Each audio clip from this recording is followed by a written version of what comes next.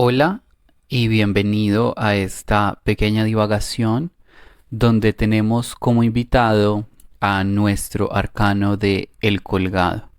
El día de hoy vamos a tener un invitado muy especial, pues me refiero a Humberto Eco, quien será parte de nuestra divagación del día de hoy y tendremos extractos de parte de uno de sus libros con ligeras modificaciones para hacer coincidir la forma y la estructura del escrito con el tema que nos ocupa el día de hoy, que es el tarot. Así que los invito a que se concentren, si es del caso, en mi voz, en la historia que vamos a escuchar, en cada una de las palabras, y vamos a tratar de permitir que nuestra imaginación nos lleve hasta los lugares más recónditos y hasta las galaxias más lejanas, así como lo propone Eco en este pequeño escrito. Los dejo entonces con El Colgado. Fue entonces cuando vi al colgado, la cabeza móvil en el extremo de un largo hilo sujeto de la bóveda del coro, describía sus amplias oscilaciones con isócrona majestad. Sabía, aunque cualquiera hubiese podido percibirlo en la magia de aquella plácida respiración, que el periodo obedecía a la relación entre la raíz cuadrada de la longitud del hilo y ese número pi que, irracional para las mentes sublunares, por divina razón vincula necesariamente la circunferencia con el diámetro de todos los círculos posibles, por lo que el compás de ese vagar de una esfera entre uno y otro polo era el efecto de una arcana conjura de la más intemporal de las medidas, la unidad del punto de suspensión, la dualidad de una dimensión abstracta, la naturaleza ternaria de él, el tetrágono secreto de la raíz, la perfección del círculo.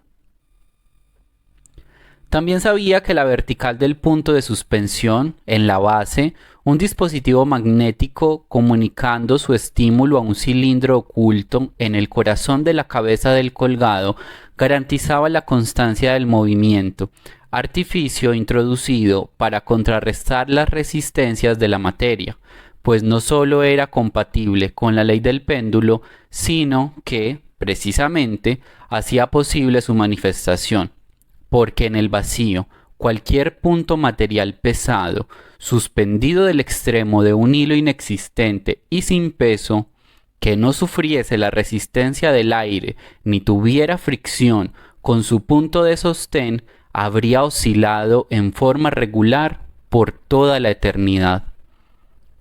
La cabeza dorada desprendía pálidos, cambiantes reflejos, como quiera que reverberaban los últimos rayos del sol que penetraban por las vidrieras.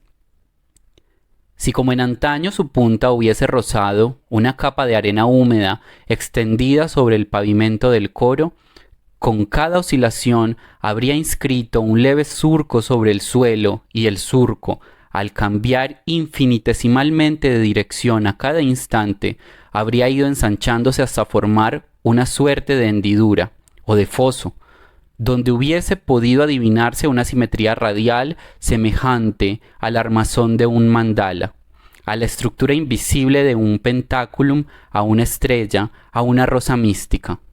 No, más bien a la sucesión grabada en la vastedad de un desierto de huellas de infinitas errantes caravanas, historia de lentas milenarias migraciones. Quizá fueran así las de los Atlántidas del continente Mu en su tenaz y progresivo vagar, oscilando de Tasmania a Groenlandia, del trópico de Capricornio al de Cáncer, de la isla del príncipe Eduardo a las Svalbard.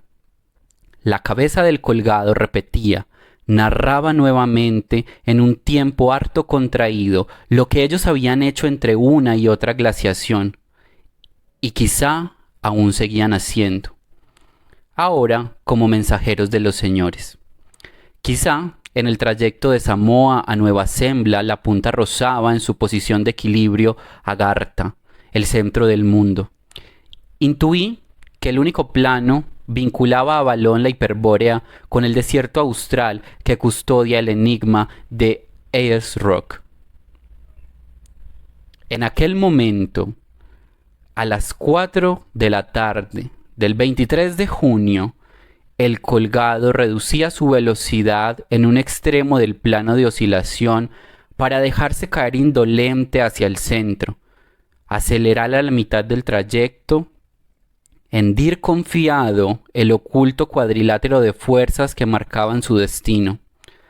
Si hubiera permanecido allí, indiferente al paso de las horas, contemplando aquella cabeza de pájaro, aquella punta de lanza, aquella cimera invertida, mientras trazaba en el vacío sus diagonales, trazando los puntos opuestos de su astigmática circunferencia, habría sucumbido a un espejismo fabulador, porque el colgado me habría hecho creer que el plano de oscilación habría completado una rotación entera para regresar en 32 horas a su punto de partida, describiendo una elipse entera aplanada, la cual giraba también alrededor de su centro con una velocidad angular uniforme, proporcionando al seno de la latitud.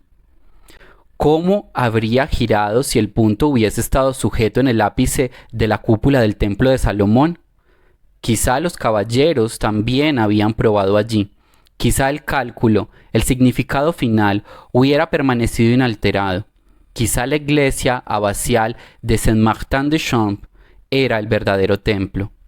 En cualquier caso, el experimento solo habría sido posible en el polo, único lugar en que el punto de suspensión se sitúa en la prolongación del eje de rotación de la Tierra y donde el colgado consumaría su ciclo aparente de 24 horas, pero no por aquella desviación con respecto a la ley prevista por lo demás en la ley, no por aquella violación de una medida áurea se empañaba la perfección del prodigio.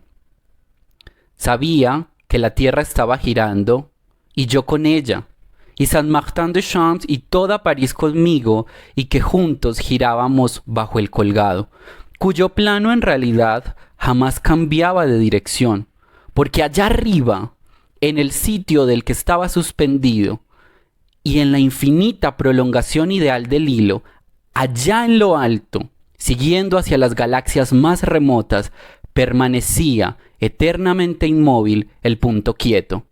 La Tierra giraba, pero el sitio donde estaba anclado el hilo era el único punto fijo del universo.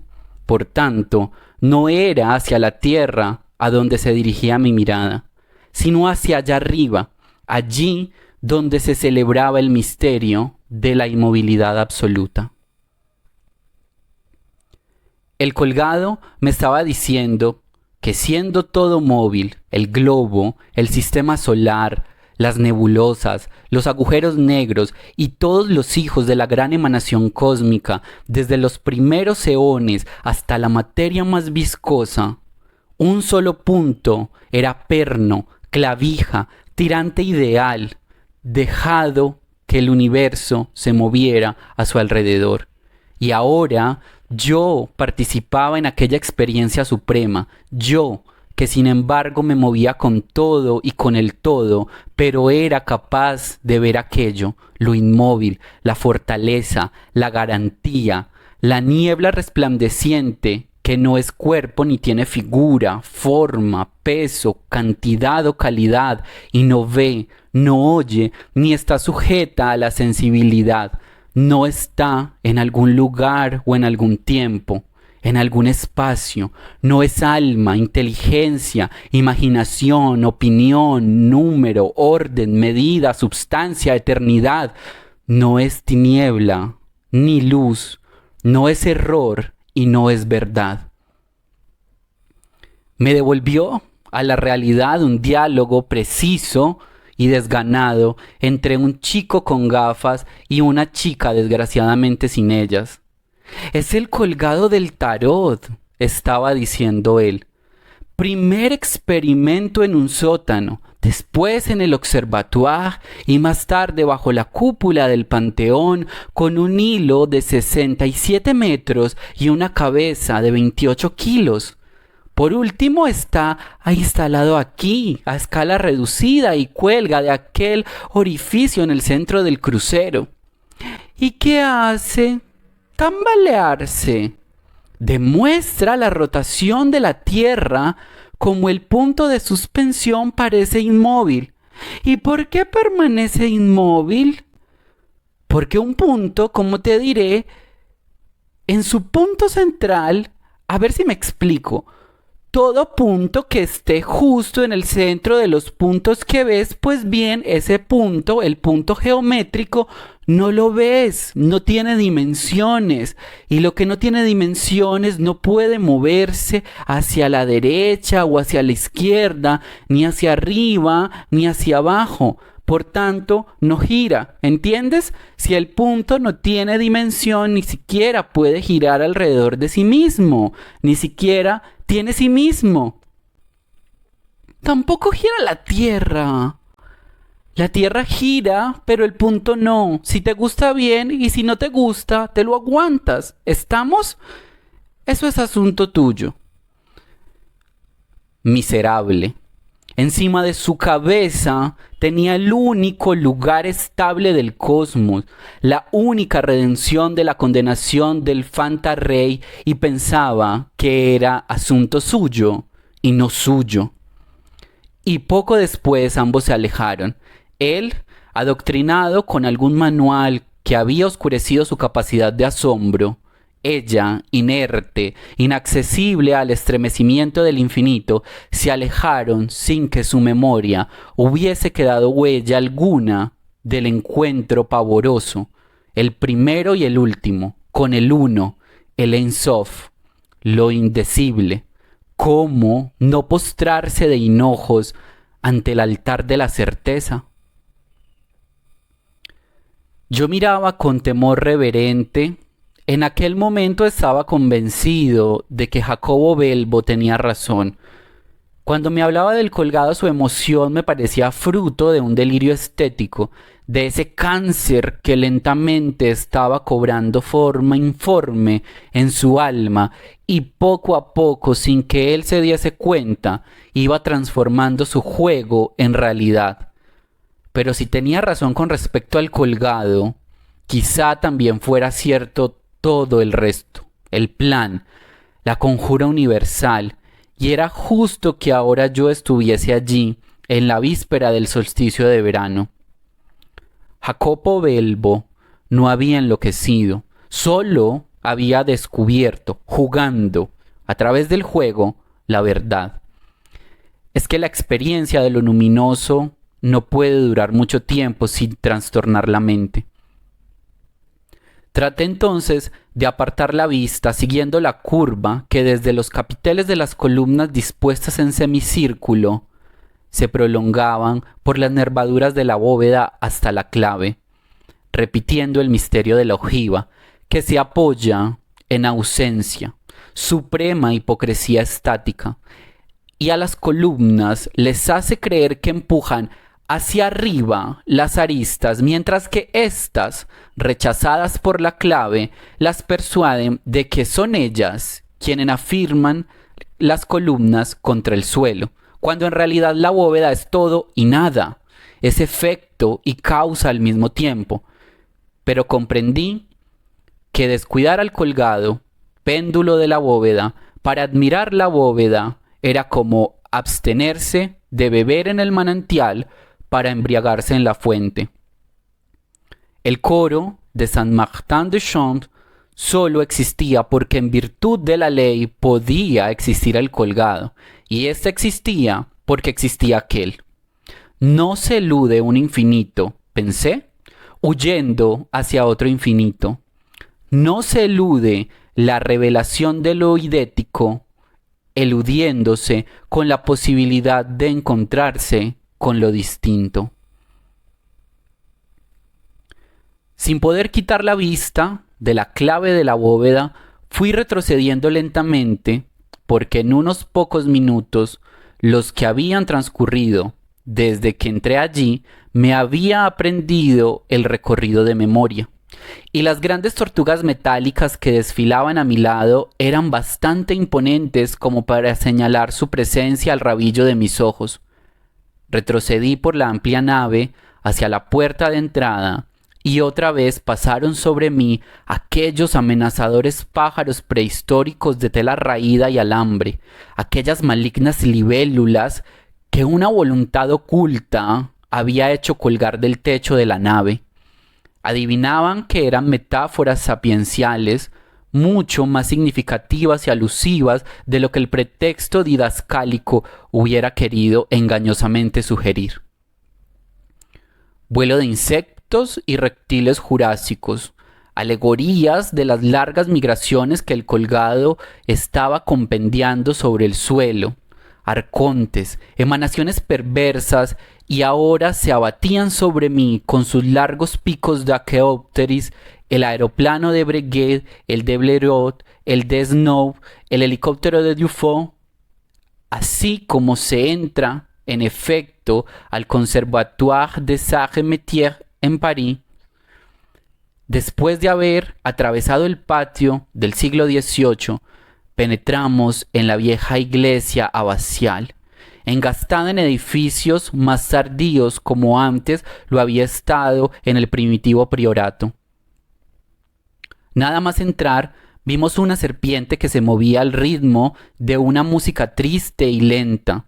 Ancianos monarcas vestían ahora trajes negros y ante ellos se alineaban 6 ataúdes cubiertos.